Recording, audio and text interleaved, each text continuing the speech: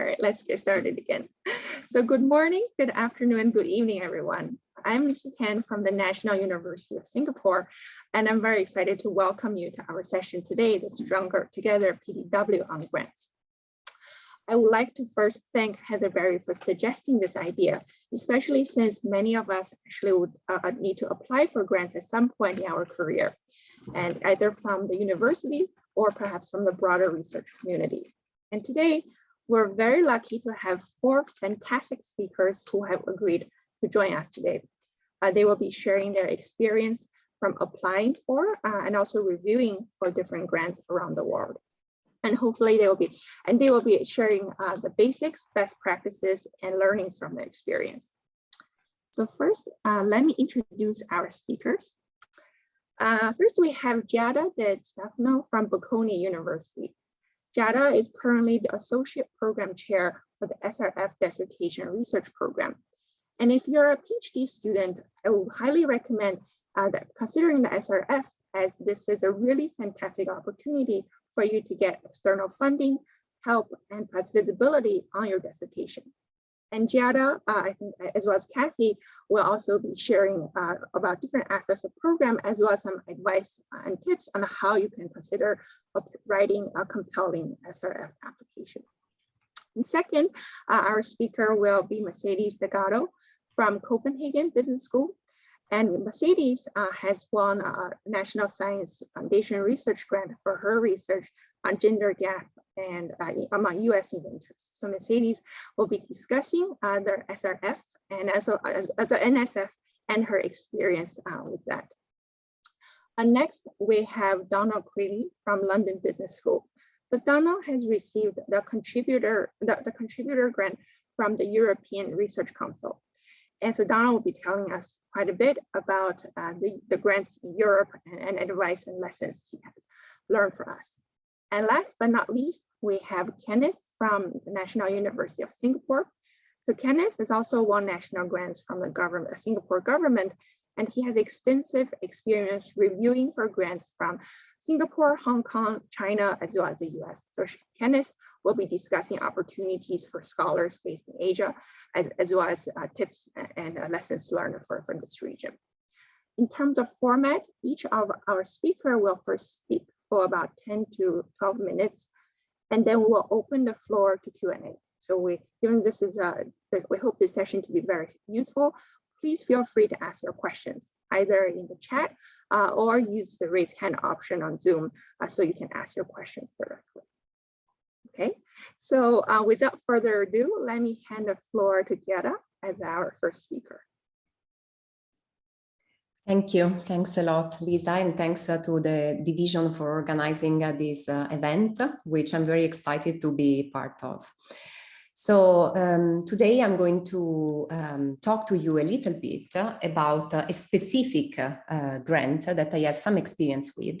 And that's a type of grant that falls under the big umbrella, the big family of SRF, so the Strategy Research Foundation grants.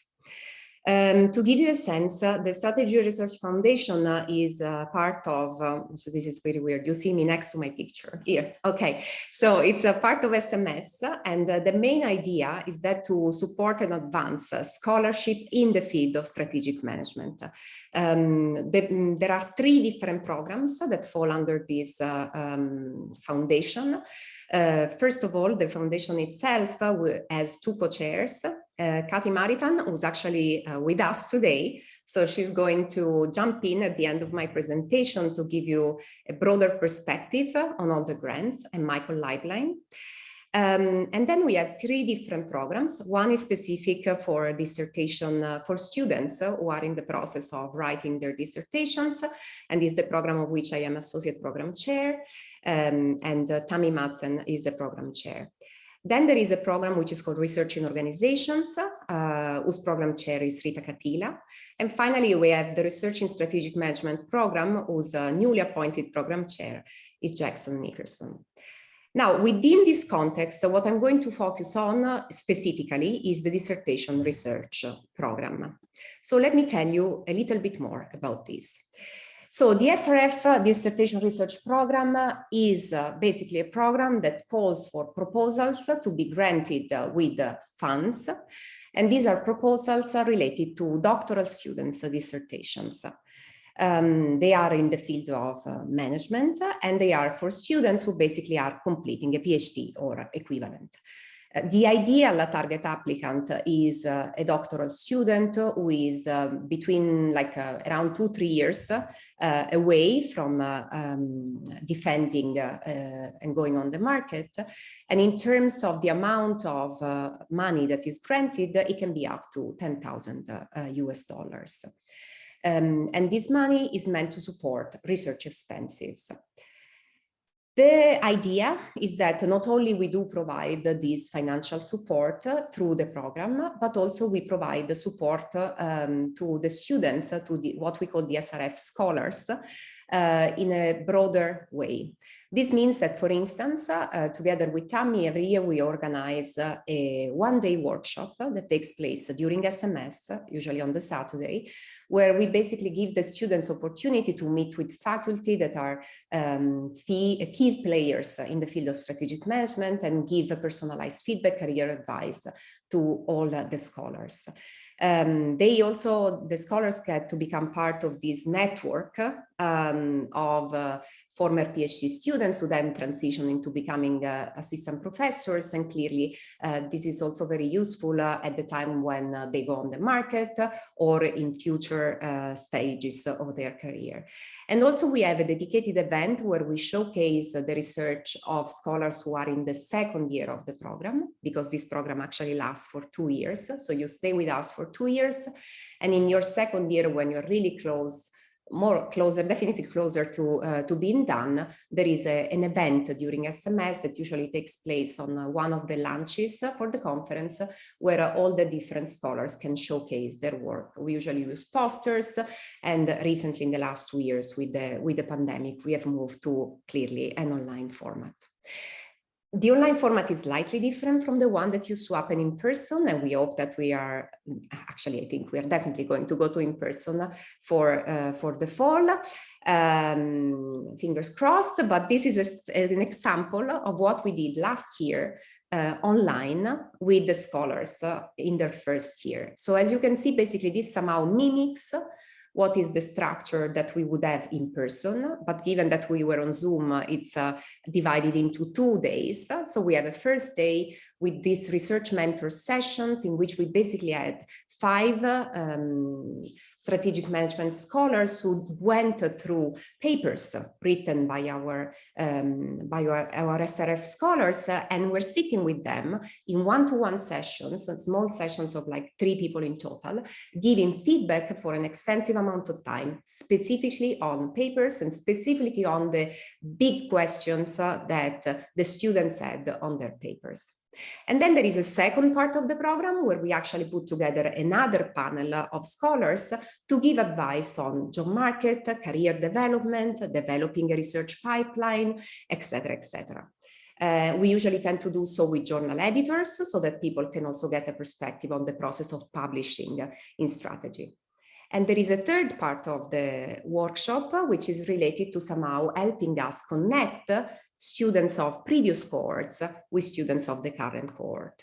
This was a recent addition of this year. We invited 3 scholars who have graduated already and moved into assistant professors positions. And basically they talked about their experience with the program and gave, again, career advice and suggestions related to the job market. This was also a moment in which we put together both the first year and the second year cohort. So you can see, we do provide the money clearly, but we think we provide something more than just that. A lot of feedback, a community, and I think it's very important. This second element for us is actually super important because we think really that we are somehow building a small community of like-minded junior scholars who can find through the SRF program somehow a different institution to which they can affiliate. Now, let me tell you a little bit, just in very brief terms, about the application process. Of course, all this info is available online. I posted the link, but if you just Google it, you'll find it immediately. And this is an example of what we had this year. So you can see also in terms of the type of submission process that we have there. I'm just going to emphasize this because, as you can see, the way in which you apply for the program is basically a first cover sheet with some basic information. Then you have a brief summary of your research project. There is a research proposal of up to 10 pages, your CV, and a recommendation letter from your advisor. So what I'm going to be mostly talking about is item C on this list. That is the research proposal that you put together in order for us to consider whether or not you should become a future SRF scholar. We do say something on the website. These are the publicly available information about the criteria that we use in order to evaluate these proposals. And as you can see, clearly there are things related to the contribution to the field. So we want the proposals to be proposals about strategic management theory, the fact that there has to be a clear contribution, conceptual, empirical, but there has to be one. Some novelty in the topic and question. So the fact that you are exploring something that is interesting and has been looked at in a different perspective or has not been looked at in the past. We evaluate clearly the research design and the rigor of the research. There is an aspect related to how well you put together the whole application. Implications for management, of course, given the focus on strategic management, and importantly, the impact that the funding, so this aspect related to the money, can somehow make on your journey as a potential applicant. So this is what is available on the website. And so all of this information you can go and you can read more about. Now, what we decided to do together with Tammy, and we consulted also with Katie and Michael, is to give you some suggestions that are more related to what we've seen throughout the years and what we think makes for a successful proposal. So the first element that I think it's important to discuss is who should apply and when should this person apply. This is important because there are two elements to discuss here. The first one is related to fit. So you may have a wonderful proposal put together that is very solid, for which there is a very good use of the money, but you are not a strategic management scholar, PhD student. This clearly may end up in your proposal being rejected altogether because of a lack of fit. So we do reject proposals because of fit. We do not send them out even for review. So one clear important dimension is the fact that whatever you're working on needs to be clearly in the field of strategic management. Now, strategic management is a broad field, and if you think about the division, STR, or if you think about SMS and the different journals that are associated to that, this could be ways in which you can think about what we think of as strategic management. So we have a broad conception of what strategic management is about, but on the other hand, this also means, however, that we want you to be located within this field. So it's perfectly fine to work on strategic human capital or strategy practices and process, or competitive strategy or behavioral strategy, but there needs to be a fit with what we perceive to be the core of the field. And again, to think about something that could be potentially published on an SMS journal.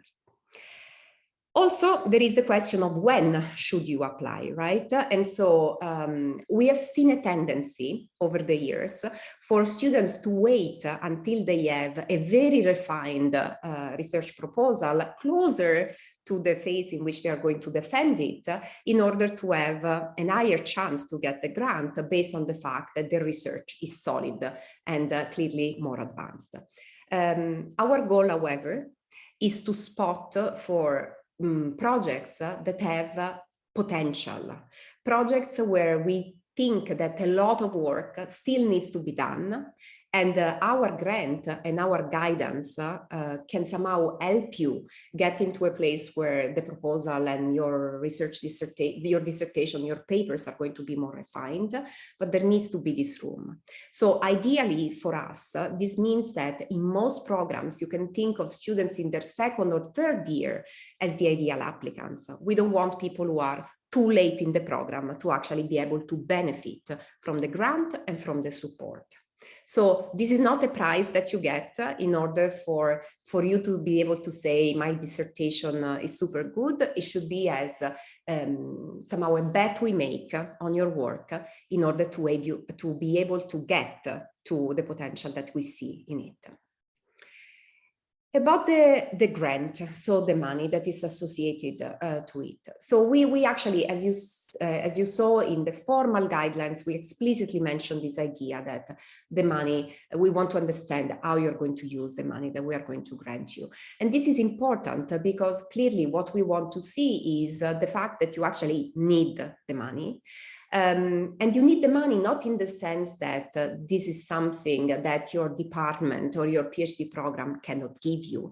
So it's a matter of the limited resources that your school have, but it's more a story about needing the money in the sense of we want to see what kind of bump you can make in terms of your data collection, in terms of your additional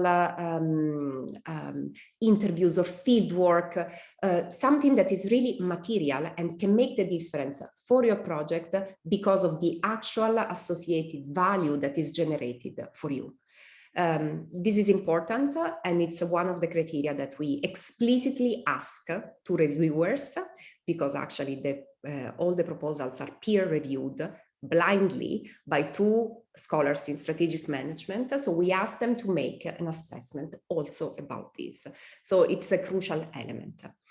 Also, you can use the grant money for a variety of different activities. There are some rules which are clearly specified in the call for applications and on the website.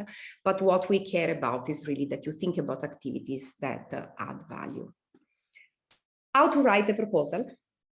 So, as I said, the proposals are peer-reviewed blindly by two scholars, usually in the field of strategic management, broadly defined. These are scholars who are accomplished and established in the field. And we try, of course, to fit them, broadly speaking, with the topic you're interested in. But to some extent, you know, they may also be associated to your proposal and come from a slightly different angle. Again, strategy is a big field. So this, I think, means that when you're thinking about your proposal, you can go into all the details that are clearly important about the implementation, but we want to see the big picture. So these are grants that we award to assess and somehow give you to place a chip, put a bet, if you want, on the potential of your research program. So we want to see somehow this potential, and this is an important type of information that you may want to showcase when you write your application. Also, for your info, the reviews are usually used as a way to inform our decision-making process. You should not think of these as reviews of journals. They are not developmental. They are not aimed at giving you feedback. They are aimed at giving us a tool to make the decision. So we do act like editors in some sense, but in a way that is even more extreme, if you want to compare to what happens on a journal, in that in the end, we use these reviews and as the basis on which we form our opinions and we make our decisions, which, by the way, are made by Tammy, myself, and Kathy and Michael. So there is a quite huge number of people that actually is going to look at your proposal, not only your reviewers, but also us as a program chair and associate program chair, as well as the co-chairs of SRF. We also encourage students from a variety of schools to apply. So we try to keep, as I told you at the beginning, one crucial element of this process for us is building the community. So we want this community to be as vibrant, heterogeneous, and diverse as possible, because we believe this brings a lot of richness. So you have seen probably in the event the variety of perspectives that we try to somehow cover. And I think this also comes out by looking at the different scholars that we currently are sponsoring. So this is the list of scholars. You find this on the website that have been awarded an SRF grant in 2020 and 2021. So the cohort that you see here on the right is actually the cohort that was very recently awarded with a grant. And as you can see, we have a diverse group of scholars. What you cannot see here is the diversity also in terms of topics that the scholars are interested in, methodological perspectives, empirical approaches. So we really try to represent the field of strategic management in its entirety and to have scholars who can bring in different perspectives from different corners of the field that we all operate in. So this, I would say, is most of what I think would be relevant for me to say about the dissertation research program specifically. However, we have the great luck to have with us today Kathy Maritan, who's one of the co-chairs of the Strategy Research Foundation more broadly. So Kathy is now going to come on stage to tell you something more about the other two programs that we have, so RIO and RSM. Kathy, the floor is yours. Thanks, Giada. So what, SRF is part of the Strategic Management Society, and we have an endowment that we draw from that is funded by the royalties from the journals that SMS publishes, is basically SMJ royalties. And we support 3 different programs. The dissertation research program is the one that's been operating the longest, and it's probably our highest profile one because it has the largest number of grant recipients.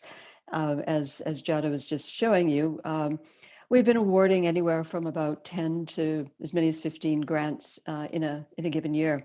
But we have these 2 other programs that are for faculty members. To be eligible for those grants, a person has to be a full-time faculty member or postdoctoral researcher employed by a university. And these grants are a little bit larger. They're $25,000.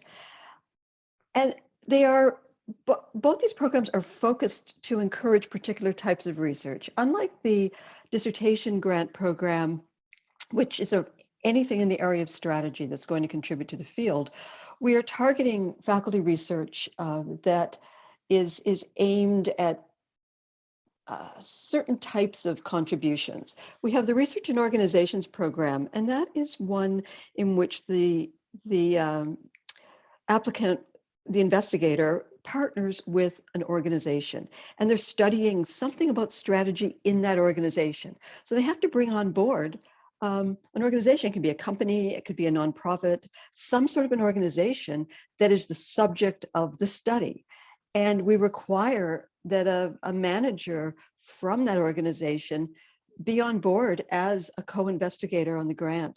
So this is to encourage collaboration between strategy scholars and strategy practitioners.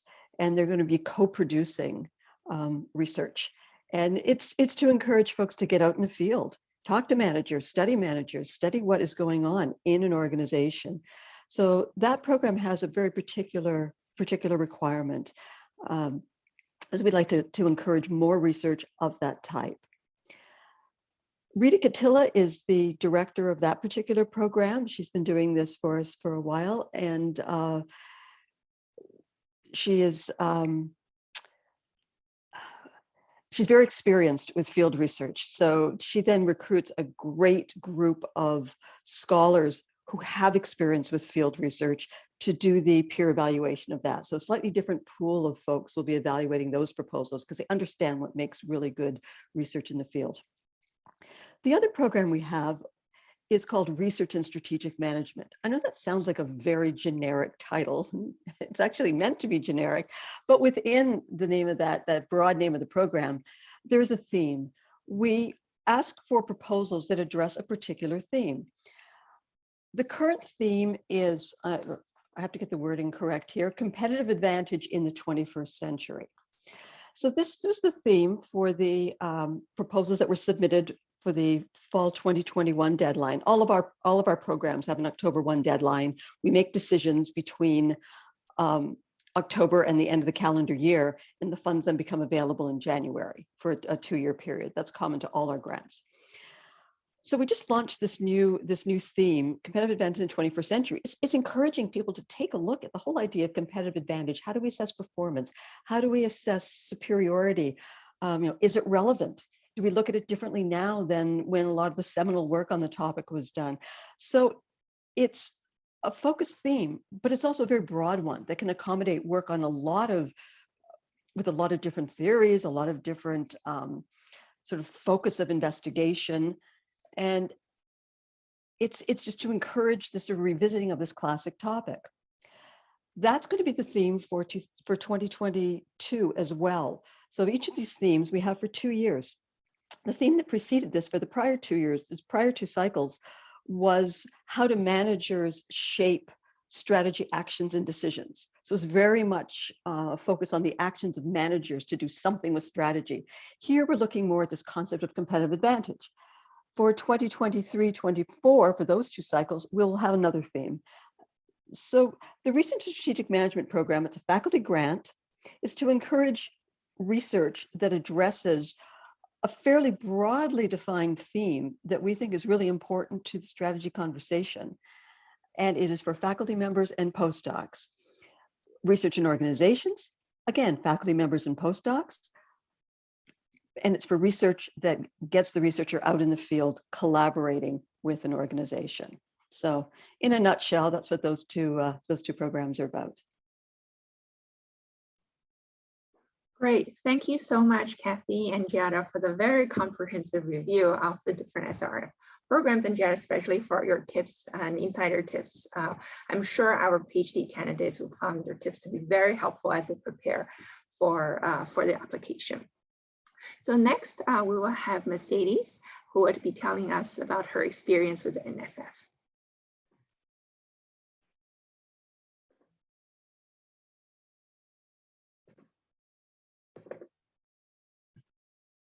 Right, let's see. Perfect. So thank you for the invitation, and I'm going to talk about 2 grants. But then what I'm going to do is to try to, discuss the commonalities of the process of getting and implementing these 2 grants.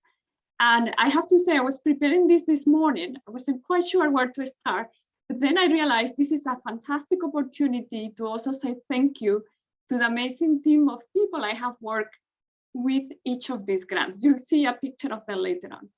The first grant was a grant from the US Department of Commerce, the Economic Development Administration.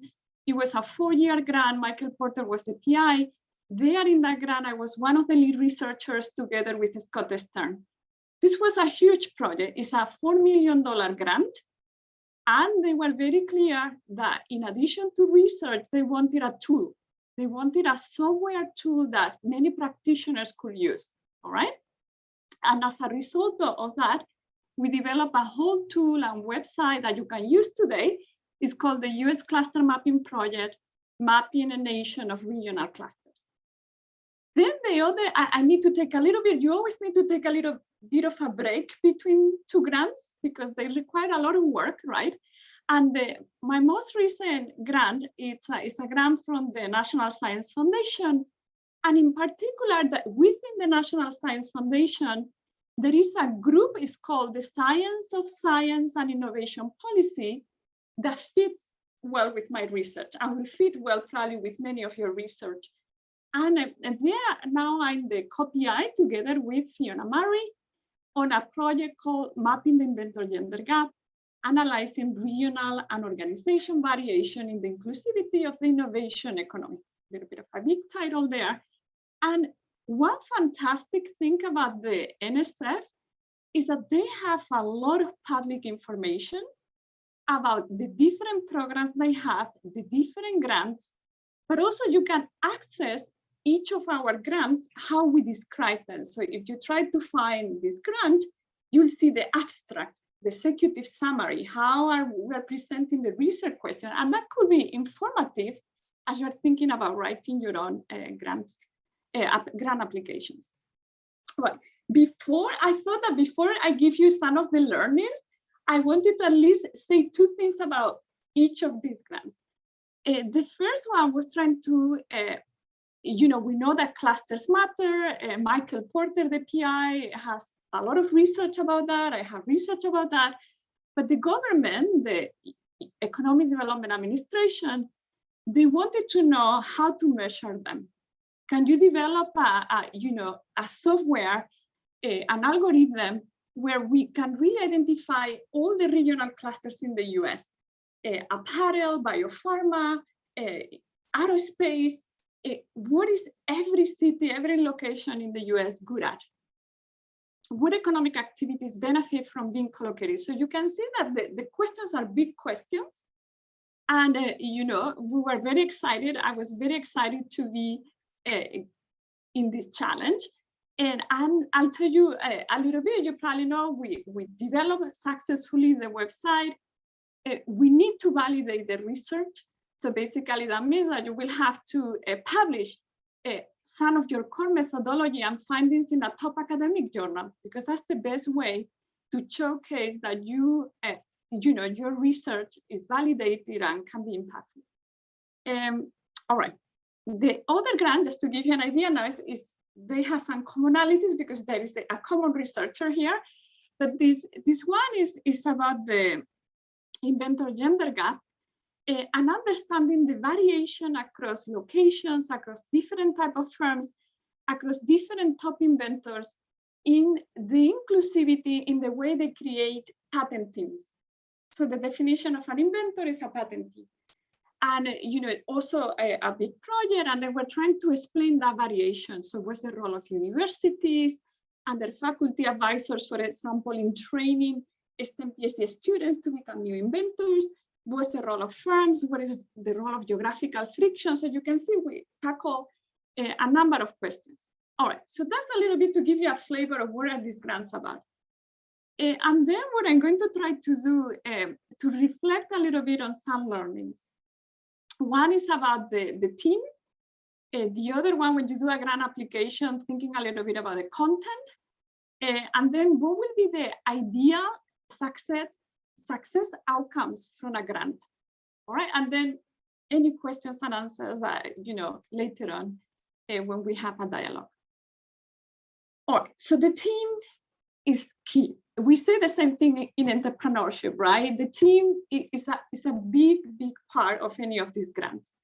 Now, what it means a good team is that they are experts in whatever is the research question. So, and how do you show expertise? It could be publications. It could be that you have some prior grants, even if they were smaller grants. It could be that you have showcased that you know how to engage with practitioners in your prior work, because grants care not only about your academic impact, they are going to care about what is your impact for industry, for practitioners, for policymakers. The team, more and more, I'm also a reviewer for some national grants in other countries, and then we're discussing the top candidates. And more, the dialogue that we're having is the team inclusive? Now, it's up to you to define how your team is inclusive. It could be that you have some senior faculty and some junior faculty.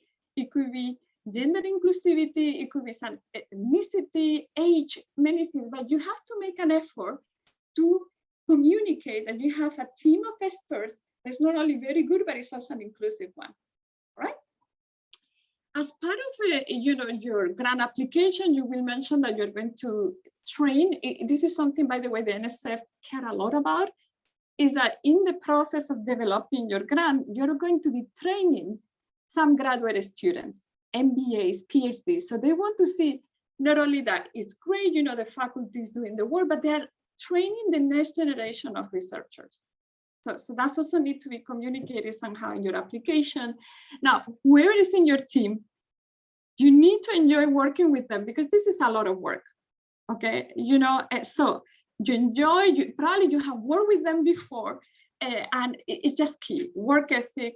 You know, you get a lot of resources because a lot of work is expected. All right, now, I'm going to show, this is my opportunity to say thank you to the teams I've been with. So in the first grant of mapping industry cluster, you see on the top, we have the lead researchers, and that was very clear in the grant application, but we also communicated, remember this grant is a little bit different because it's from the, you know, the Economic Development Administration. They're putting a lot of resources because they want something useful for practitioners. So that meant that in our team, we had to have people that will allow us to communicate with practitioners. And that was people like, for example, Christian Kittel, you know, he's an expert on policy making, a lot of communication with practitioners and regional economic development people, cluster organizations. We needed to bring someone, for example, like Sarah Jane, to manage this. You know, there was a lot of communication with the software developers, finding the right software developer, how we communicate the narrative, policy briefing. Here, some science will help us also with that. How do we think about policy briefing? If you look at the website, we have to explain everything, but it has to be clear to everyone that is reading it, not only to academics, what the analysis means and how we do it. Data visualization, so that meant Rich Bryden, someone that knows how to visualize, help us also to communicate the message. You may recognize now these two, at the time, they were not even PhD students, I think, or just maybe the first year. Jorge Guzman, I think at the time, was an MBA student at MIT. Jane Wu, and you know, maybe her first year in the PhD program, and already helping as research assistant with some parts, you know, of the grant. So my opportunity this morning to remember all these great times and great work with them. So I thank you for allowing me to do this. And here again, now for the mapping the inventor gender gap, a team. And the team, the researchers, Fiona Murray and myself, clear, by the way, also in the other team, our expertise match the research question that we have in the grant application. Fiona has done a lot of work on inclusion in the innovation economy. I have done also a lot of work on understanding regional variation in innovation, geographical barriers to innovation, firm variation. So we thought this is a very good team for the question that we're trying to answer. Then you see among the research science, assistants, we have Luca Hughes that now has become a co-author in one of the papers. He's a PhD student at MIT Sloan. Peter Favaloro, another research assistant. Rich Bryden, now I'm repeating. Why? Because one thing about doing multiple grants is that there are some people that you work very well with, and you know their work ethic, and he's great with visualization. So I knew I wanted him in this team as well, because I had a very good work relationship with him from the prior grant. Then a lot of people, for example, we needed data from MIT, all the inventors at MIT, to validate our analysis. So that meant we needed to collaborate with MIT institutional research, and that was Abdu. So many people to develop these grants. All right, so that was team that relates to content. What can I tell you about content? I think Giada put it very nicely before me. It needs to fit. I mean, it's so clear when it doesn't fit the call. You know, so read the call for the grant and see whether or not you really fit with the grant. If you don't even apply. I also, and I don't know how to, what was the best way to say this? So I use entrepreneurship terminology, an MVP. So your application needs to show that you are able to implement. And one way to do that is to offer them a flavor, a little of an MVP of what your product could look like. For example, something that we did for the female inventor grant is that we already had a name gender algorithm that we developed for identifying the gender of the inventors in 2016, before the USPTO had any information about gender in their data set. Okay, so we did our own algorithm. So what we did is we took advantage of that to give a flavor within our application that first we already have one of the tools of the many that we will need. We showed them a map where we already gave one indicator. I mean, we have to develop many more indicators about female inventor inclusion, but we gave the obvious one to illustrate on one map, just to give them a flavor that this team can scale up. Of course, you know, your research question is very broad, it will evolve, but you need to give a flavor that you can implement. And to me, sometimes to show that you have some tools, experience, expertise that showcase that you will be able to tackle this big question. Now, here is the third one, a good executive summary. When you are reviewing grants and you're in a panel, many of us have done that. You know, reading these grant applications, let's put it clear, can be boring, right? You're reading a lot and you're tired, you do this on a Saturday. And so you have to motivate the reader. Very important executive summary, because that's how we are also going to communicate your idea when the panel meets to decide who gets the grant, right? So I'm convinced that a good executive summary is crucial to, I mean, is the first step to really get a grant. It has to be novel. And as I said, you can, I'm not going to say that I write very good executive summary, but what I'm trying to say is that you can look at NSF grants and get an idea of how people are describing those executive summaries. It has to be ambitious. Never do one of these grants for just 1 year, just 2 years. It has to be at least 3 years. Show your application that, and it's part of the requirements always, that the practitioners will benefit from your research and from the outcome of your research, that this is not just an academic exercise, okay? Remember, once again, that people have to read your application. So it has to be readable, well-organized, good visuals, because someone has to make the effort to read it and assess it. And you know what? It's an iterative process. The NSF, we apply in 2016. We got very high scores, but we didn't get it, okay? We got some reviews, we used those reviews, we try again, and what we did is build a more ambitious grant application. We realized that the first one that we wrote wasn't ambitious enough. But it's it's a process where you have to be perseverant.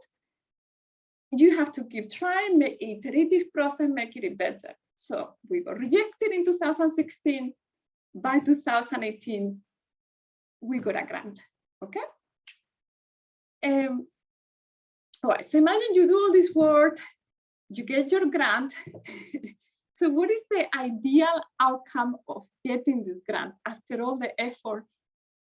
I don't know, people can have many different experiences, but I think you should target, don't be over ambitious, because the reality is that these grants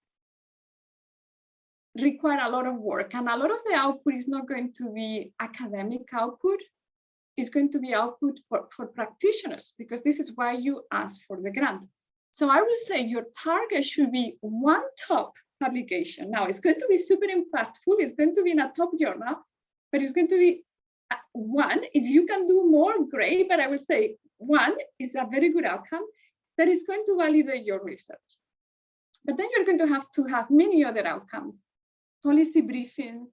Very often these grants ask you that you share algorithms, that you share data, that you share the tools, and that requires effort to make that easy for people to use and access.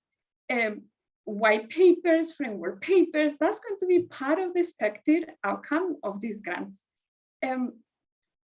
PDWs, that's grants love when they want dissemination. They give you resources so that your research gets disseminated, because I think it's important. So anything you can do for dissemination, like organizing PDWs with PhD students around a topic that relates to your grant. Things like this. Always think about the practitioners. This is not just, as I said earlier, about academic impact. And I think I have to be very honest, I will do it over and over again, but you have to be aware that there is going to be a trade-off, that is going to be, in my experience, a delay in your research publications. Or maybe another way you can think about the trade-off is quantity versus quality. You have to put a lot of work in making this grant successful. And also you're creating your own reputation for your next grant, right? So you really want to do a very good job, because this is defining who you are as a researcher and also as someone that has an impact on a strategy and business field. And I think with that, I thought, again, an opportunity to thank these two institutions that offer me and my team that opportunity, and also thank again the amazing team of people I've been working with. And with that, I stop sharing. Thank you so much, Mercedes, for sharing us about your experience with both grants. Very helpful, and especially the tips you had on the application and the outcome considerations. The learnings are, I'm sure, they'll be very useful for all of us. So next, I will move on to Donal, who will be telling us about grants in Europe. Thank you, Lisa. So indeed, I am here in my capacity as a holder of an ERC grant. The ERC, or the European Research Council, is a public body that funds research in the physical sciences, the life sciences, and the social sciences and the humanities.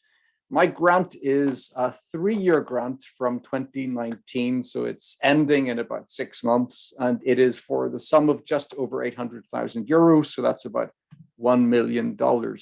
There are 3 different fundamental grants that the ERC funds that will be relevant for people at different stages of their academic careers. The first are starting grants. These tend to be for assistant professors. In some countries, they'll be called lecturers or junior professors. But the idea here is these are promising researchers who have completed their PhD, but are within 7 years of having completed a PhD. Subsequently, you can apply for a consolidator grant.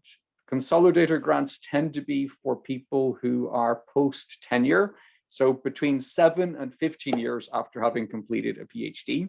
And then we have advanced grants for so-called established research leaders.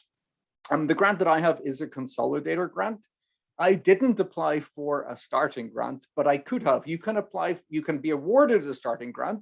You can also be awarded later a consolidator grant, and you could be awarded an advanced grant as well. So you can apply at different times for different grants. The maximum time period for a grant is 5 years. As I said, my grant is for 3 years, and in the in the social sciences, 3 years would be quite normal. The sums that you can apply for go up to 2.5 million euros. Now these sums in the millions of euros tend to be more common in the natural sciences than in the social sciences. Be aware that the ERC grant funding is quite generous. A large part of that is because the ERC grants permit you to reduce your teaching. So a large amount of the funding is actually teaching buyout. What that means in practice is that if you have an ERC grant, you will be relieved of some teaching duties or teaching burdens. So that's one of the advantages. You essentially have time protected for research. Who is eligible to apply for the ERC grant? Well, clearly, one criterion is that you need a PhD. So this isn't something for PhD students yet. It's for people who have already graduated. A key criterion is that you have to be working at a host institution, which is located in one of the European Union member states or associate countries. The associate countries, by the way, are sometimes not in Europe, but maybe on the periphery of Europe or just outside. Israel, for example, is an associated country. I've seen one or two names of people from the United Kingdom or based in the UK in this meeting. So if you are in the UK, officially your host institution is not yet included within the countries which have an arrangement for the European Union Research and Innovation Framework. However, as is stated here, it is expected that the UK will soon become an associated country. So hopefully at the time of the next call, you will be able to apply for a starting consolidator or advanced grant. In principle, the European Research Council states that it wants the best researchers from anywhere. So what this means in practice is that you could actually be based outside Europe, but you have to then, subsequent to getting the grant, you have to be committed to working at least 50% of your time in a host institution in one of the European Union or associated countries. And remember, you have to apply with the support of that host institution. So in reality, the expectation is that you would probably want to be based within Greater Europe. One thing that's important is that the grants are mobile. So if you're working at institution A and you decide to move, you can port your grant as long as the new institution that you end up working for is also located in the European Union or one of the associate countries. What are the criteria and some of the requirements? The criteria for the evaluation of the grants are simple. There are actually only two criteria. The first is peer-reviewed excellence. This is both relating to the research that you are proposing and to your own background as an applicant. So is the research proposal of high quality and is it original? And two, do you have an appropriate background to fulfill that proposal? So here the panel will be considering, your past publication record. They will be considering the impact of your research, often in terms of quite quantitative metrics, such as citation counts, for example. In terms of the originality of the research proposal, here a related criterion is, are you pursuing what they call frontier research? And in fact, the form that the panel members have to fill out states, has the specific question, is this high risk, high reward research? So that is, the ERC is explicitly interested in funding research that probably wouldn't be funded by the universities, even if they had the money. So that is, it has to be risky research. And because of that, maybe the outputs are not necessarily clearly delineated in advance. There are a number of requirements. I'm not going to list all of them here, but I think a large number of them relate to information. So as some people have mentioned already, you have to be prepared to share data. So if you are collecting data as part of the ERC grant, that data should be posted on a public repository that other people will be able to access and use. Again, your publications have to be freely accessible, open access. This is, of course, standard. Many research funders would expect that these days. There are also fairly onerous reporting requirements as well. So the expectation is that you're working at least, for example, 50% of your time on this grant. It's not enough to simply say, yes, I was working so many hours. You have to catalog, at least in my institution, I'm expected to fill in how many hours per day I have been working on that project as opposed to other kinds of activities. So the reporting requirements are quite important for transparency. You may check the forthcoming calls for these three grants. So they are available on the ERC website. What is the process of applying for an ERC grant? What does it look like? Well, it's a two-part process which involves two different documents. One is the broad picture document. The other is a more detailed document. You prepare both of these documents at the same time. The broad picture document is a 5-page overview of the research that you're proposing to conduct, what the outputs are likely to be, but it is explicitly broad picture. Then you have a more detailed document, probably about 15 or 16 single-spaced pages, where you're going to somewhat more detail on the method, how you will actually conduct the research. It is important that you get the big picture correct and that you get the detail correct. Why? Because there are two stages in the evaluation. The first stage is based exclusively on your big picture document. The panel members will read that document and they will give you a letter grade. You will get an A, you will get a B, or you will get a C. A means you're through to the second round. B means you're not through to the second round. You won't get a grant this year, but you can apply at the next call for funding. C means we don't want to see you at the next time either. So you have to sit out for at least one round, and then you may be welcome to apply again. So you have to make sure that you certainly don't want to get a C. I mean, you want to have a chance of being able to apply as soon as possible again. So take this big picture document seriously. Of course, the idea of the big picture is it also should be understandable to many different kinds of people. But then if you gain an A in that first round, you are invited to a presentation session with an interview before all members of the panel. And it's only at this stage, by the way, that the second document is evaluated. So the first evaluation is based exclusively on your big picture document, but then the panel members will look in detail. They will scrutinize your more detailed document in the second stage.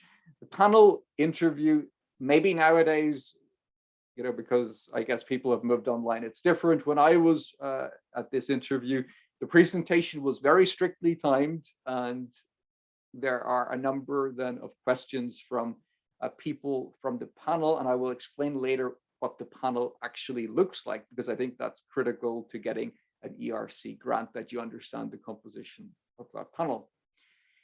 So the evaluation process looks like this. Initially, the panel chairs will divide up the proposals amongst themselves. There are then the two steps. So in step one, the panel will decide whether you score an A, a B, or a C. In step two, the panel will interview you. They will hear your presentation and will decide whether you are funded, whether you may get some restricted funding, or whether you are rejected. Now here, this is actually my final slide, but it's actually the most important of all. There are 27 panels represented across the entire European Research Council. Of these, 7 are in the social sciences and the humanities. Almost anybody who is a member of the STR division will be applying to the first panel in the social sciences and humanities section. This is the individuals, markets, and organizations section. Within this, there are 16 separate tracks. So if you simply glance at the keywords or labels here, you might notice that of 49 keywords, only one of these is strategy. Of the 16 different tracks that exist, one is management strategy, organizational behavior. There is another one, number 11, human resource management, operations management, and marketing. All of the other tracks mention economics, econometrics, finance, or industrial organization. What is the implication here? The implication here is that the vast majority of the academics who are in the panel, who are evaluating your research, will be coming from quite a different background. They will not be strategy scholars. They will very likely not be represented in the STR division. They may never have heard of the STR division. I think this has important implications for strategy scholars who are aiming for ERC grants. Given that your audience, that your evaluators are economists, think carefully about how economics heavy your research is. I think there are 2 potential pathways here. One is that you appeal explicitly to economists. 2, you take a very different track altogether. And For me, certainly, my grant is on metaphor and the purpose of the firm, so it couldn't be further removed from economics within the strategy field. But this is an important decision for us to make as we weigh up how we frame our research, because often economists may not be less sympathetic towards people whom they view as doing work that is treading on their toes, but not necessarily following some of the paradigms within economics itself. So it's something to be quite careful of. Also, because most of the panel members will be economists, even if you are not framing your work with an economic lens, be very mindful of identification, because this is something that all panel members will at least be aware of. Okay, so even if your proposal has a sociological lens or is framed, using a psychology lens, the panel members may not have detailed knowledge of that discipline, but they will be interested in method and causal identification.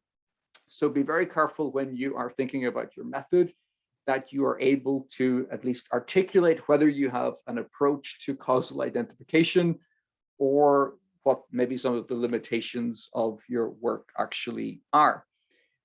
I was interested to hear Mercedes' presentation before, because certainly within the ERC, practical implications are not actually highly regarded in and of themselves. So the key focus within the panel will be very much on the academic output.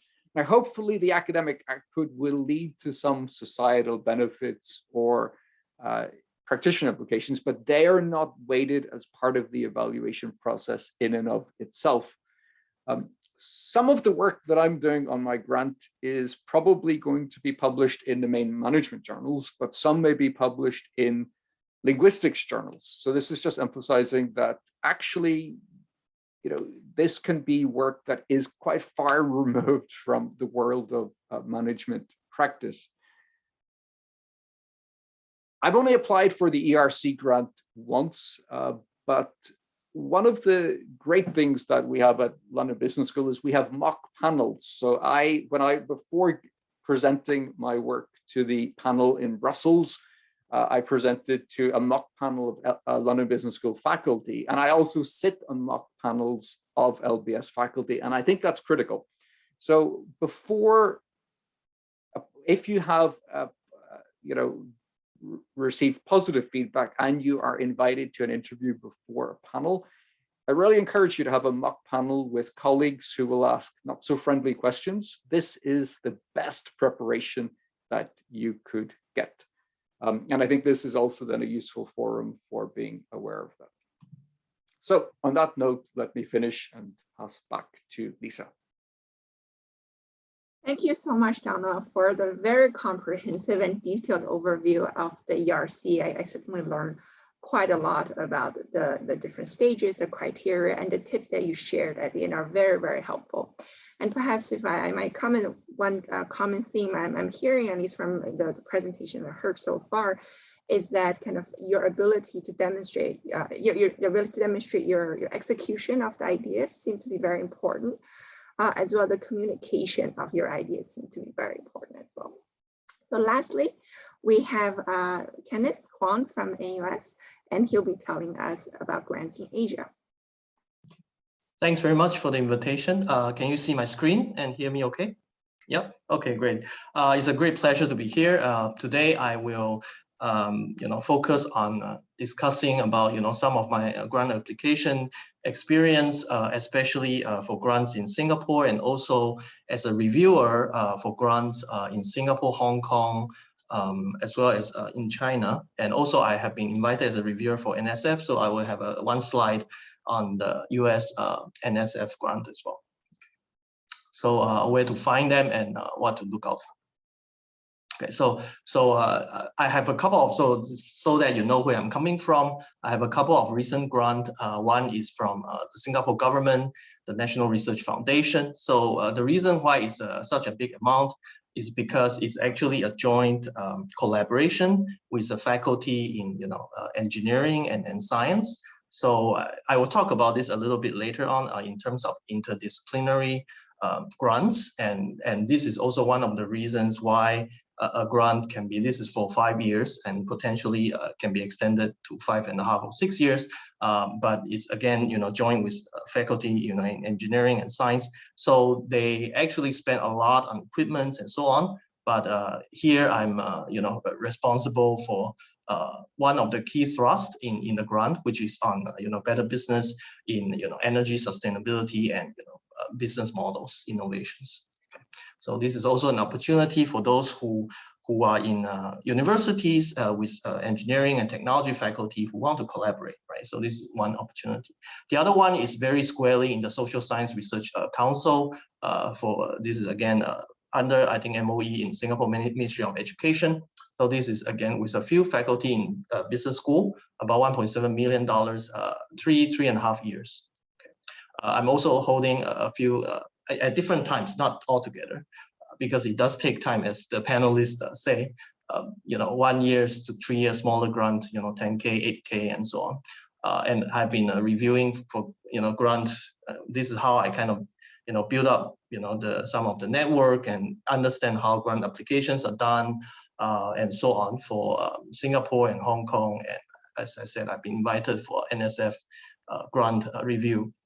Okay, so typically these grants are in my major research areas: innovation, technology management, entrepreneurship, IP strategy, global strategy, and so on. So I think this is where people will kind of see you and invite you, especially for your particular research areas. And also subsequently, when you get a grant, as the panelists have said so well, you are kind of forming your identity, right, through this grant, and people will kind of look for you as either a reviewer, like expert reviewer from outside, or as a PI, a principal investigator, so somebody who can do a particular topic very well. All right. So here are some of the websites. Again, you will have the video, so I won't go through in details, but you can go to each of these websites, and then they will give you a lot more detail on the grants and how to apply and what kind of grants are available and so on, right? So Singapore, these are the key ones: Social Science Research Council, Ministry of Education, MOE, National Research Foundation. This is under the Prime Minister's office. They have substantial amount earmarked.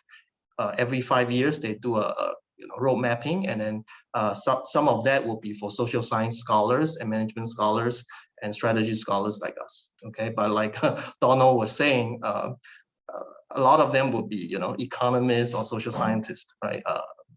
A few from management and strategy. Okay, Hong Kong, I think the major one is the Hong Kong Research Grants Council, RGC, and for China is the main one is the Natural Science Foundation of China, and then also their Ministry of Education, MOE, also has this thing called the Cheongjung Scholar Chair Professorship. Okay. So SSRC in Singapore, I think, is one of the ones that's most accessible to social scientists and management scholars like us. Is the external grant, usually about 1 million to maybe 2 million, with 2, 3, 4 PIs or co-PIs. And also Singapore has other MOE grants, like I mentioned. National Research Foundation also give typically large projects, the one I talked about with interdisciplinary teams across not only in the business school, but also in engineering, science, and technology. Okay. Hong Kong, the most common one is the RGC. I mentioned this, and they have two types. One is the General Research Fund, and the other one is early career scheme, right? Typically for junior faculty and so on. Typically less than $1 million US. Recently, I reviewed quite a few grants for them. I'll talk about the grant criteria and how to apply later on. For China, the NNSF, the one I talked about, they have 3 categories. One is the Overseas Young Scholars Research Grant, about 30K USD a year. The second category is a little bit like Donald's. European one, right? Young scholar, outstanding scholar, and then senior scholars, right? So the senior scholar, it goes up in terms of the amount, 120K and so on. Okay, this is quite transparent in the sense that it's largely based on publication record, the institution in which you are from or you're based, and a general set of clearer evaluation criteria. The Chinese Ministry of Education also has this Cheongjung scholarship professorship, but you have to work in China for at least a couple of months per year. And again, this will depend on the standing of the institution you're going to work. If you're based in Tsinghua or Beijing University, then chances are you have a higher chance of getting it than one of the maybe lower ranked universities. Okay, so as a grant external reviewer, and also from the perspective of grant agency, what are they looking for in terms of grants? And I think there are some parallels and similarities across all the the things that the other panelists talked about, right? First, of course, for Singapore, the scope of the project, whether it makes sense. Is it too large, too small? Is it too, we want to be ambitious, but probably not overly ambitious. Also depends on if you're applying for 2 years, 3 years, or even longer, right? So the soundness of, the implementation, do you have a clear idea of how you can go about implementing the grant? And also in terms of the project's outcome. So not only, as again, the panelists have said very well, that it is not only about a tier A or leading academic journal, right? A lot of the outcome is about impact for industry, practitioner impact. Are you creating an algorithm, right? Are you creating a website of a search, a machine learning website where you can go and search for data and information and things like that. Okay, so this could be part of the project's outcome, which you have to specify quite clearly when you apply for the grant. Okay, and of course the team is very important. The track record of the PI and the team or co-PIs, you could invite, if you are based in a Singaporean institution, you could invite scholars from foreign institutions to be part of the team as collaborators or co-investigators and so on. And also how much budget are you, do you want, right? How much money do you want from them? The amount of resources you require. Okay, so these kind of lead you to the overall recommendation that external reviewers will give, okay, based on these criteria. For Hong Kong, some of these are actually, recurring themes.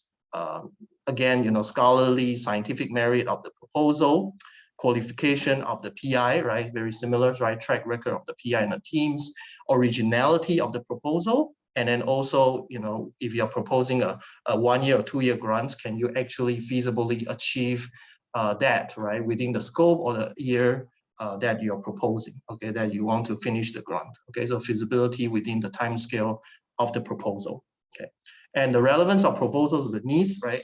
As the previous panelists, Giada, Mercedes, and so have mentioned, the fit, right? The fit is so very important, right? So whether the proposal is relevant to the specific need or to the specific agency, putting out that grant, right? Is very important. Okay, and whether your university is actually committed to provide you with some of the resources in terms of maybe staff support, in terms of maybe teaching time off, and so on, right? So some of these actually have to be committed by the university. I'm holding that big grant, and NUS actually has to kind of commit to giving PhD scholarships, okay, in return for getting a huge grant from the government. Okay, so there have to be some commitment also from the university side. Okay, contribution to professional development, the ones I mentioned, industry impact and so on, potential for social, cultural, or economic applications, availability and potential for other funding. So in the large grant, the NRF one I got, they really want to see that companies adopting clean energy technology and new business models. Okay, so we have to kind of put together workshops, conferences. We have to interview people. We have to talk to the industry experts to kind of disseminate our knowledge, and also to kind of get them on board to kickstart, right, certain things, right? So this is also one of the reasons behind giving us a large grant, is to kind of start the formation of some sort of ecosystem, or to kickstart certain process. And so hopefully through university and this sort of university industry collaboration, some of this could be achieved. Okay. All right, so this is just one slide on NSF, and the prior speakers and panelists have talked about this. Again, I just want to highlight some of the parallel, themes and parallel, some of the common objectives as well as the common requirements across the different grants, even though this grant might be in, Singapore or Hong Kong or in the US, right? So intellectual merit and potentially advanced knowledge is very important. Broader impact and potential to benefit society, contribute to the achievement of the specific desired societal outcome. We have talked about this, right? Benefit for the industry, benefit for society. So largely it comes down to two things, right? Your intellectual merit of the proposed activity, right? Whether this advanced knowledge within its own field or across different fields, and the broader impact on society or on the industry. Okay, so I think these are the two key things. And of course, there are other things. To what extent do the proposed activities suggest explore creative, original, or potentially transformative concepts? Is there a plan to carry out proposed activity, within well-reasoned, well-organized timeline, right? Does it, how do you assess success? How do you know your objectives have been achieved, right? How qualified are the individuals, the PI, the team, right? Again, a recurring theme from some of the previous slide I've shown. Are there adequate resources available to the PI, whether in your home institution, your home university, or through collaboration, either internationally or domestically? Okay, so one or two last slides from the perspective of applicant, right? Some of the things I learned from my reviewing, and especially as an applicant for different grants. I find that the fit, right, of PIs and co-PI are extremely important, right? Complementary skill set, and even, sometimes this could be cross-disciplinary or interdisciplinary. And so whether you can work together with the other co-PIs and PIs, this is very important. In the case of large project with multiple thrusts or areas, how coherent are they as a whole, right? So for large grants, these agencies are not looking for 3 or 4 different separate projects, but whether you guys, everyone, all the PI can come together and propose something coherent, right? So whether by working together throughout the grant or have a common theme running through the different areas of thrust, right? So this can help you to show that coherence and allow you to get that grant. Okay. So sometimes interdisciplinarity or interdisciplinary PIs are very important, right? It can be from engineering science, social science, management, strategy, and of course prior records of PIs. So in Singapore, we, the agency, then government agency, actually care a lot about prior applicant or PI records, whether you have successfully carried out prior grants, and also in terms of your spending, not only do you get this large amount of money, but have you actually spent most of it, right? So you need to spend the money, and you need to publish, you need to deliver the objectives, right? So those are the key things. So the timing of the deliverable is key. For example, you kind of have to time your papers, right? So for my major SSRC grant, which is 3 years, if you have a paper that's about to come out, okay, maybe in the first year you have you publish a paper. Of course, this can't be perfect, but sometimes when you submit for review, when you revise, you can actually play around a little bit with the timing, right? So you want to see, maybe first year you have a good paper, and then in the second or third year you have another paper, right? You don't want maybe all your output to be clustered in the first year, right? That will look very odd, right, for your grant, right? And sometimes getting a grant will allow you to apply for the next a subsequent grant. So you kind of want to time it, and then you want to kind of maybe even think about starting research or starting, idea exploration, which will allow you, to be better positioned, or, allow you to have a better knowledge of, your next grant and how you will start to publish there as well. So there's some sort of continuation across grants as well. Prompt application of grant variation. Sometimes in the process, you need to vary the different components of the grants, from manpower to data sets to travel and so on. For example, because of COVID, we had to vary a lot of the travel budget to say data set or to manpower. And this has to be communicated early, and you have to report this. Like Donal was saying, we have quite a bit of reporting also, annual report, quarterly report with the research office in the university, and more importantly, the grant agency. And university often, want their faculty to apply for grant. And then they will start with, these internal smaller grants for faculty to apply to. And then that will become the practice for these larger grants that faculty can apply to and hopefully be successful.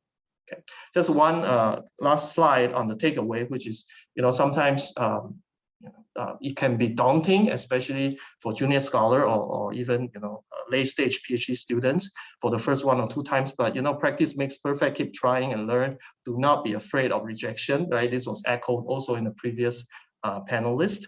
For us scholars in management strategy or social science, we actually don't need so much money. So that's actually, good and bad, right? So in a way, we are not under so much pressure to apply for large grants.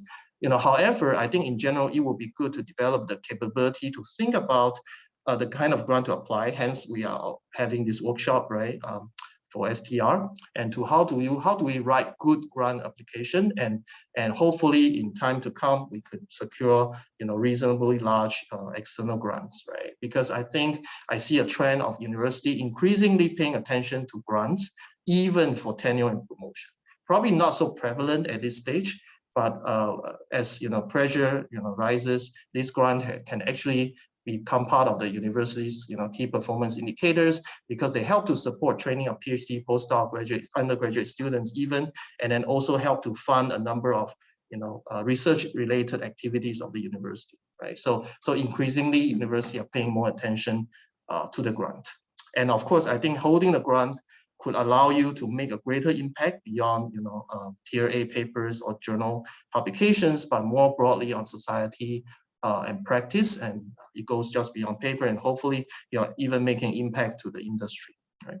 And so it will be good for us, for junior scholars especially, to think about how we can learn to apply for this grant, and also as Donal was saying, it's actually very time consuming to manage these grants, right? How do we manage them effectively, hopefully with the help of dedicated university staff or administrator who can help us with some of the day-to-day reporting, and then be mindful of the time spent on administration and maintenance, especially with junior faculty, and how to balance that with your competing demand, right, of teaching and research and publication. But again, a very important and good skill set to have. Okay, so this will be all from my part, and hopefully that's useful. Thank you very much. Thank you so much, Kenneth, for sharing with us your very detailed overview of the different type of grants in Singapore, Hong Kong, and China. And as echoing Heather's comment, your lessons learned are very helpful. And at this point, we're done with our presentations for our 4 amazing speakers.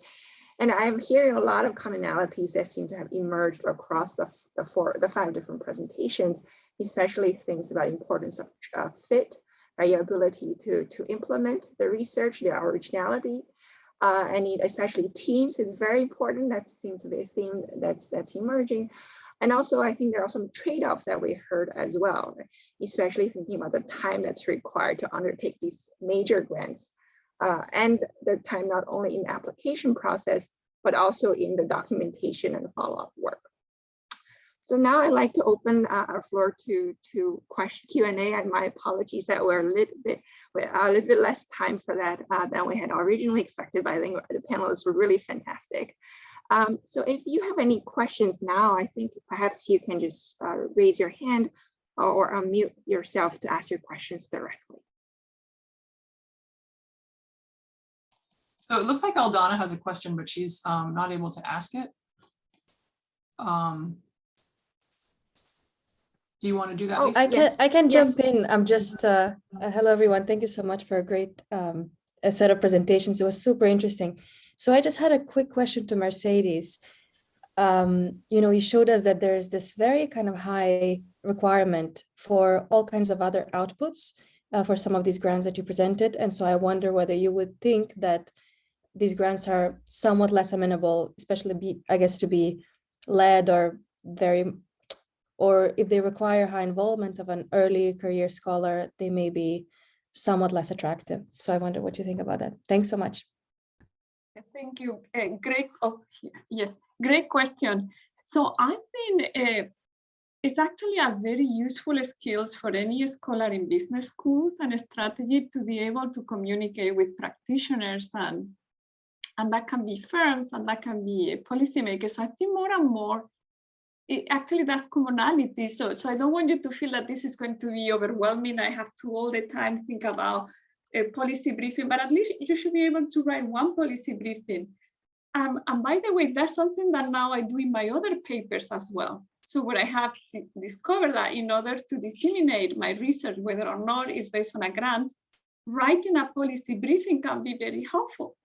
So I actually don't want to discourage you because of this idea that your grant will be more impactful if you are able to communicate with policymakers and firms. Now, it's also the case that the NSF group that I got the grant from, they care about innovation policy. So then, not surprisingly, if that's the grant you're going to be applying to, you need to make a narrative about how you are going to contribute to innovation policy. And that means engaging with practitioners. But yes, I think it's just it's becoming more common. We have to, business schools have a big role in innovation policy, not only economists. I just want to quickly add that, for more junior faculty, maybe you could start from, some internal grants and to build up the experience of writing, to applying, writing a good executive summary and so on. Don't feel too pressurized to go for a big grant, at the very start, right? So I had a lot of practice with smaller grants before, I try for a bigger grant, right? So I think now university all appreciate that and will allow for that kind of practice. Many of the universities do. Thanks. Thank you. So actually, can I follow up on that? It does seem like it's difficult to get your first grant. So what I heard from a lot of you was the expertise of the team really matters. The reviewers really want to make sure that you have the ability to carry out what it is that you say you're going to do. So do you have any insights really on that first grant? Like, would you seek out senior partners who have done these things before so that you can establish yourself and then, later try to get your own? Donal, I don't know that you fall into that. It seems like you kind of went big. Yeah, I mean, in the ERC, you apply essentially as an individual. You may have a team to be recruited later, but you're applying as the primary investigator and you don't necessarily have your team ready there at that time. For me, I guess I was able to lean on the experience mainly of economists in London Business School who had previously achieved the ERC grant. So I was warned in advance of my panel interview that this was going to be an economist heavy panel. I'll be honest that the most important thing for me in getting the grant was not knowing a priori that it was so economist heavy, because had I known that ex ante, I wouldn't have applied. So actually, it was really useful to know that before the interview, but sufficiently late, because I don't want to discourage people, but it is useful to be aware of that. And certainly I had never applied for external grants before, so I don't think that's a necessary requirement. And I do think that as a junior faculty member, as an assistant professor, one has to be wary about the administrative burden of grants, as well as clearly the lag in terms of seeing the outputs in terms of academic publications, because there are some schools where maybe you've done very well in getting this grant, but the process of getting the grant, of implementing the grant, could actually detract. So it's an intertemporal problem. I think it's great for society and it's great for you in the long term, but there is potentially an immediate cost. Maybe just to add, in my experience for the large grant, I think it will help to have somebody who has done that and perhaps a senior faculty also on board as one of the PIs. And I think you learn so much from senior faculty, and the person would probably already have some network in the government or grant agency who knows the person, and I think that just helps so much. But of course, with that said, it is possible that as a junior faculty, you go ahead and apply. I think just maybe the learning curve is a little bit steeper. Yeah. I agree with you, Heather. For me, definitely my PhD advisor, Scott Stern, in that first grant, I'm empowered by my advisor, Scott and Michael Porter. Great learning. I'm not a PI, right? I'm a lead researcher doing a lot of work, doing a lot of learning. In my next grant, I become a PI. But I do find that in many cases, at least in my experience, your advisor can play a big role, or senior scholars can play a big role. Yeah. And the credibility is just seems better as the team, right? The PI team. You have a senior scholar there. Well, and to wrap it back to the beginning, perhaps getting an SRF grant at your dissertation level is the signal that you need then to land good grants and have more experience in. So. And also in that case, I mean, you involve a senior scholar as with the letter of recommendation, right? Which we didn't cover at all, but it's also another piece of information that we take in great consideration. Who's the advisor of the student applying, and is another piece that adds to all the info that we are gathering about the student. Well, Absolutely. and to add, all right, so go ahead. Oh, sorry, Heather. I was just going to say, to add to that, the faculty grants that SRF has, you can think of those as seed money. They're not very big grants. It's $25,000, but we don't pay any overhead. You can't use it for teaching release. It's to actually pay direct research expenses. So the money goes a little further than the $25,000 might sound. But it can be a great seed money for a larger project, first stage. And some of the faculty grants we have funded, that's exactly what the pitch was in those proposals. And I expect these folks to then use that as a launching pad to then apply for large external grants to sort of a proof of concept. 25,000 might give you a little bit of a proof of concept for something. And so looking at these as very different types of grants, but they're complementary in a way when you're looking at a program over time. No, thank you. All right, so I want to take the opportunity now to say thank you, Lisa, for organizing this. I really think this was really useful. I think we'll get a lot of watches of this after the fact. And I really want to thank Giada, Mercedes, Donal, and Kenneth, and Kathy for their time today. I learned a lot. And so, I really, really appreciate what you're doing for our division. And I know our members will be watching this. So thank you so much. Thank you so much. Thanks a lot for the invitation. Thank you. Thank you so much, Heather, and thank you again to everyone. To the audience, our recording will be available on YouTube very soon. So thanks again, and I'd like to conclude our session at the PDW. Thank you. Thank you. Thank you. Take care. Bye-bye. Bye.